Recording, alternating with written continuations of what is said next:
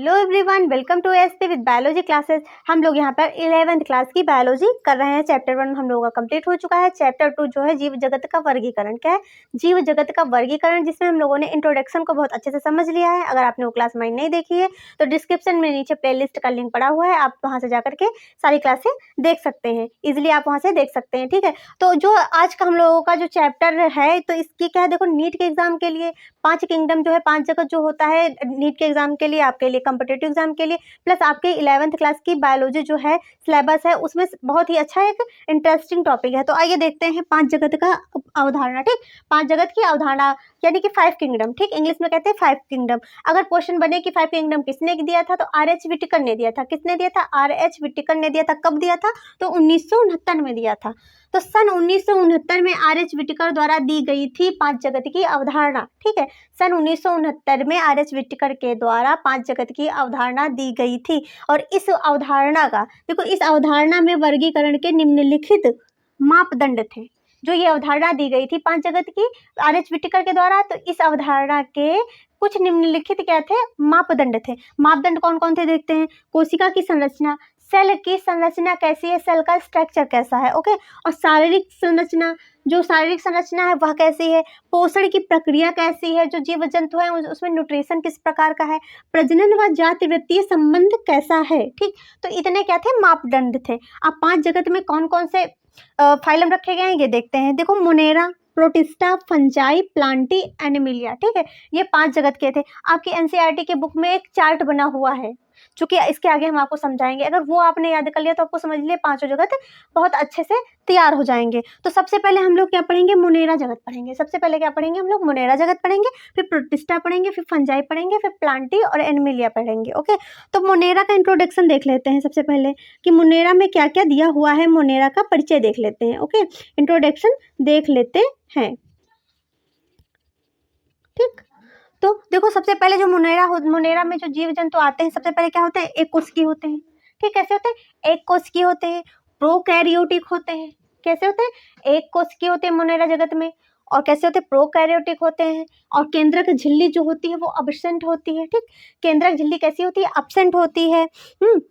और कैसे? तो स्वपोषी होते हैं, अपना भोजन स्वयं बनाते हैं। अगर अपना भोजन स्वयं बनाते हैं तो इसमें क्लोरोफिल पाया जाता होगा। ये तो बिल्कुल बिल्कुल सही है। अब उदाहरण के लिए क्या है, जैसे कि बैक्टीरिया, जितनी भी प्रकार की बैक्टीरिया हैं वो आपके कहाँ आती हैं? मोनेरा जगत में रखी गई हैं। जितने भी प्रकार की बैक्टीरिया को क्या किया गया है? मोनेरा जगत में रखा गया है। अब प्राकृतिक आवास इनका कैसा होना चाहिए? तो सभी बैक्टीरिया मोनेरा जगत के अंतर्गत आते हैं। जितने भी बैक्टीरिया हैं वो कौन से जगत के अंतर्गत आते हैं? मोनेरा जगत के अंतर्गत आते हैं। और यह सर्वव्यापी होते हैं। बैक्टीरिया देखिए, वायु में भी बैक्टीरिया, हर जगह बैक्टीरिया होते हैं। तो अगर पूछा जाए बैक्टीरिया कैसे होते हैं, बैक्टीरिया जो है सर्वव्यापी है। ठीक है, और यह सर्वाधिक संख्या में पाए जाने वाला सूक्ष्म जीव है। सर्वाधिक संख्या में पाए जाने वाला क्या है? सूक्ष्म जीव है। अगर आप स्क्रीनशॉट लेना चाहें तो स्क्रीनशॉट ले सकते हैं।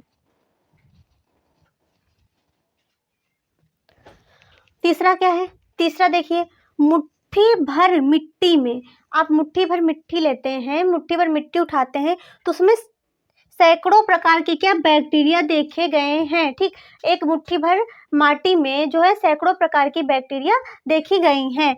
चौथा क्या है? यह गर्म जल के झरनों, ठीक, गर्म जो जल होता है, गर्म जल के झरनों जैसे कि मारुस्थल, मारुस्थल गर्म है। और बर्फ एवं गहरे समुद्र जैसे विषम और प्रतिकूल परिस्थितियों में पर भी जिंदा रहते हैं। जैसे कि जो बैक्टीरिया होते हैं, इनके लिए अगर विषम परिस्थितियां भी आ जाती है, जैसे गर्म जल आ गया या फिर बहुत ठंडा बर्फ आ गई, तो इस समय क्या होती हैं? ये अपनी प्रतिकूल परिस्थितियों में भी क्या होती हैं? जीवित रहती हैं। और जो कुछ बैक्टीरिया जो होती हैं वो परजीवी होती हैं, तथा कुछ कैसी होती है? अंतःजीवी होती है। परजीवी मतलब दूसरे जीवों पर रहती है। अंतःजीव जो होती है, देखो, परजीवी होगा तो शरीर के बाहर रहेगा। ठीक, शरीर के बाहर रहेगा। अंतःजीवी क्या होता है?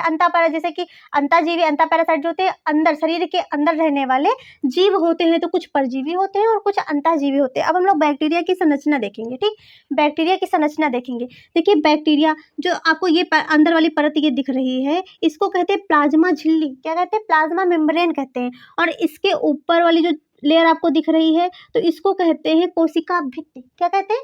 कोशिका भित्ति कहते हैं। और जो आपको डॉट डॉट डॉट करके ये लाइन दिख रही है इसको कहते हैं ग्लाइकोकैकस। ठीक, क्या कहते हैं? ग्लाइकोकैकस। यही लेयर जो कुछ बैक्टीरिया में पाई जाती है या क्या करती है, प्रतिकूल परिस्थितियों में बैक्टीरिया को जीवित रहने में क्या मदद करती है। ठीक है, अब जो आपको ये डॉट डॉट दिख रहे हैं इसको कहते हैं राइबोसोम। क्या कहते हैं? राइबोसोम कहते हैं। और ये आपका क्या है? प्लाज्मिड है। क्या है? प्लाज्मिड है। और ये जो आपका एट आकार की संरचना दिख रही है मुड़ी हुई इसको कहते हैं न्यूक्लियोइड। ठीक, न्यूक्लियोइड कहते हैं। और आपका ये जो गुच्छेनुमा संरचना दिख रही है तो इसको कहते हैं मीजोसोम्स। क्या कहते हैं? मीजोसोम कहते हैं। जो बैक्टीरिया होती है उसमें देखो या तो एक फ्लैजिला पाया जाएगा या तो फिर 2 फ्लैजिला पाए जाते हैं, इससे ज़्यादा फ्लैजिला नहीं पाए जाते हैं। ठीक है, अब उसके बाद देखिए जो छोटी छोटी संरचना यहाँ पे पाई जाएगी, ऐसे करके ऐसे ऐसे पाई जाती है तो इसको कहते हैं कि पूरे वो होती है, इसको कहते हैं पाइलस। क्या कहते हैं? पाइलस कहते हैं। फिर ऐसे छोटे छोटे छोटे छोटे छोटे रोएनुमा संरचना पूरी बैक्टीरिया में पाई जाती है। रोएनुमा संरचना क्या?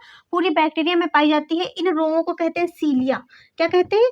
सीलिया कहते हैं। ठीक है, अब हम लोग देखेंगे संरचना के आधार पर कि संरचना जितने प्रकार के, अगर गोल है और बेलनाकार है, छड़ानुमा है, कामानुमा है, तो इसको देखेंगे संरचना के आधार पर हम बैक्टीरिया को समझेंगे। तो संरचना के आधार पर बैक्टीरिया के प्रकार कितने होते हैं? पहला होता है गोलाकार। क्या होता है? गोलाकार होता है। दूसरा होता है छड़ाकार। कैसा होता है? छड़ाकार। तीसरा होता है सर्पिलाकार। कैसा होता है? सर्पिलाकार। और चौथा होगा आपका कामाकार। ठीक है, कामाकार। देखिए जो गोलाकार है इसमें बैसिलस आते हैं। जैसे आपने बैसिलस बैक्टीरिया का नाम सुना होगा तो बैसिलस बैक्टीरिया आते हैं। ये कैसे होते हैं? ऐसे गोल गोल होते हैं। ठीक, कैसे होते हैं? गोल गोल होते हैं। और जो छड़ाकार होता है तो ये आपकी देखिए ऐसे छड़ाकार होती है, इसमें बीज बीज भी रहते हैं। ठीक है, तो ये कैसे बीज भी इसमें रहते हैं, तो ये छड़ाकार हो गई। अब सर्पिलाकार जैसे सांप होता है ऐसे करके ऐसे बन गई संरचना, तो ये हो गई आपकी क्या? सर्पिलाकार। क्या हो गई? सर्पिलाकार आपकी हो गई। अब कामाकार, जैसे कामा कैसे आप बनाते हैं? ऐसे बनाते हैं कामा, तो कामा ऐसे करके ऐसे हो जाएगा, ये हो जाएगा। विब्रियो जो बैक्टीरिया होगा वो कैसा होता है? कामाकार का होता है। आपका बैसिलस होता है कैसा? गोलाकार। कोकस होता है आपका छड़ाकार। और सर्पिलाकार जो होता है आपका स्पाइरेला होता है। और विब्रियो कैसा होता है? आपका कामाकार होता है।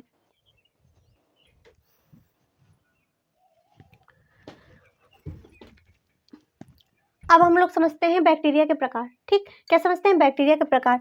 आद बैक्टीरिया पहला होता है आद बैक्टीरिया, दूसरा क्या होता है? You bacteria. पहला होता है आद बैक्टीरिया, दूसरा होता है यू बैक्टीरिया। अब प्रकार पढ़ने से पहले हम लोग बैक्टीरिया के बारे में कुछ जान लेते हैं थोड़ा सा। तो देखो हैलोफिल जो बैक्टीरिया होती हैं वो लवणीय जल में रहती हैं। कैसे जल में रहती हैं?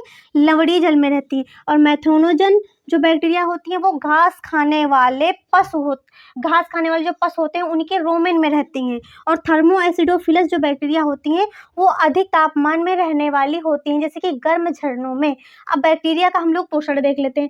कुछ स्वापोषी होती हैं, कुछ परपोषी होती हैं। कुछ स्वापोषी होती हैं, कुछ परपोषी होती हैं। एग्जाम के लिए कुछ जैसे प्रकाश संश्लेषी होती हैं। ठीक, प्रकाश संश्लेषी स्वापोषी होती हैं, जैसे कि बैक्टीरिया क्लोरोफिल ए। ठीक, बैक्टीरिया क्लोरोफिल जैसे साइनोबैक्टीरिया को निरहरी सवाल भी कहते हैं। दूसरा है रसायन संश्लेषी बैक्टीरिया। ठीक, रसायन संश्लेषी बैक्टीरिया जो कि स्वपोषी होती हैं वो कौन कौन सी होती है? नास्टॉक और एनाबिना। ठीक, नास्टॉक और एनाबिना। अगर रसायन संश्लेषी बैक्टीरिया पूछा जाए एग्जाम्पल तो आपका क्या है? नास्टॉक है और एनाबिना है। परपोषी कैसे होते हैं? देखो परजीवी बैक्टीरिया होती है, मृत्युपजीवी बैक्टीरिया होती हैं। अब देखो इनके कुछ कैरेक्टर देख लेते हैं, सामान्य लक्षण। इनकी संरचना अत्यधिक सरल होती है। क्या होती है? इनकी संरचना अत्यधिक सरल होती है, पर इनका जो व्यवहार होता है, जो बिहेवियर करते हैं वो बहुत ही जटिल करते हैं। और उपापचय क्रियाएं जो उपापचय की दृष्टि से क्या होता है? इनमें सबसे अधिक विभिन्नताएं पाई जाती हैं। ठीक, उपापचय की दृष्टि से इनमें सबसे अधिक जो होती है विभिन्नताएं पाई जाती है। जैसे कार्बनिक पदार्थों से क्या होता है? भोजन का निर्माण करना। और यह प्रकाश संश्लेषी जो प्रकाश संश्लेषी स्वपोषी रसायन स्वपोषी होते हैं। जो ये बैक्टीरिया जो होती है कैसी होती है? प्रकाश संश्लेषी रसायन में कैसी होती है? स्वपोषी होती हैं। ठीक है, तो ऐसी होती है क्योंकि क्या होता है? ये अपने भोजन का निर्माण स्वयं नहीं कर पाती हैं। ठीक है, ये अपने भोजन का निर्माण स्वयं नहीं कर पाती हैं और अधिक भोजन के लिए इनको दूसरे जीवधारियों जैसे मृत कार्बनिक पदार्थों पर निर्भर रहना पड़ता है। अब आगे हम लोग समझेंगे कि आद बैक्टीरिया और यू बैक्टीरिया के कैरेक्टर समझेंगे और उसके बारे में अध्ययन करेंगे कि कैसी प्रकृति में रहते हैं। इतना आपको क्लियर हो गया होगा। अगर आपको हमारी क्लास अच्छी लगी तो ज़्यादा अपने दोस्तों में शेयर करें, हमारे चैनल को लाइक करें, शेयर करें, सब्सक्राइब करें। मिलते हैं नेक्स्ट क्लास में। Thanks for watching.